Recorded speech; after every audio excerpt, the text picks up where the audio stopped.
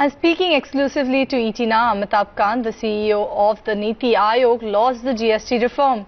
He says the direct tax has grown substantially, as the focus must now shift to higher productivity, value addition and better technology. Let's listen into that exclusive conversation with our Executive Editor Supriya Shrinate.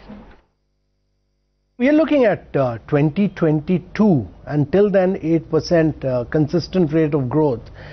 This would require us to take the investment rate to about 36%. This would require us to take the tax to GDP ratio to about 22%.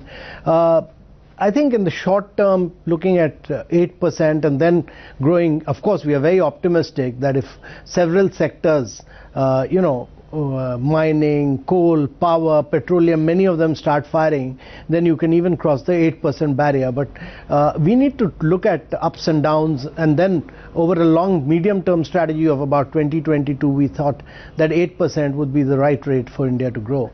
And this document really looks at the strategy to achieve that. Okay, Mr. Kant, I do want to point out to one of the things that has been said in the vision document and the strategy, and it says tax to GDP ratio at 22%. To get to that figure, the tax base will have to widen, rates will have to come down. Is it a given that there will be more tax compliance culture? Yes. And how are you going to ensure that without really taking the taxman to people's doorsteps? That's the big concern.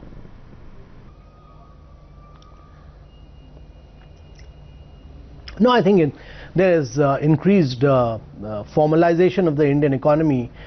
Two things. One is if you look at the direct tax, that's grown quite substantially. I mean, there's been immense amount of growth and close to about 40%. And if you look at the GST, we had about 65 lakh taxpayers.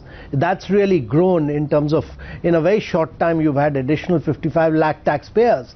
So hopefully, as we move forward in the year or two, as GST gets smoothened out, and as the Prime Minister said, that if a substantial component of the item get into the 18% limit, then you'll have tax base growing and expanding and widening. And I'm quite hopeful that the tax to GDP ratio will expand further. There will be much better compliance because digitization is being used across the board. Every area, there's huge amount of push towards digitization, and that should bring in greater efficiency, better management, better compliance.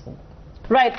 Quickly take another question, and that has to do with farmer bit, and I think the document also talks about doubling farmer income over the period. The question though is that doubling farmer income is a great slogan, hasn't happened on the ground, and without the agrarian mess being taken care of, we can't get to growth levels of 8%. But one thing is to reform agriculture, modernize, and everything that the strategy document talks about, and the other thing is to make agriculture more remunerative, but at least moving people out of agriculture. Is there a vision, a strategy put forward as to how do you absorb those moving out of agriculture, because that is the missing pie? Yeah.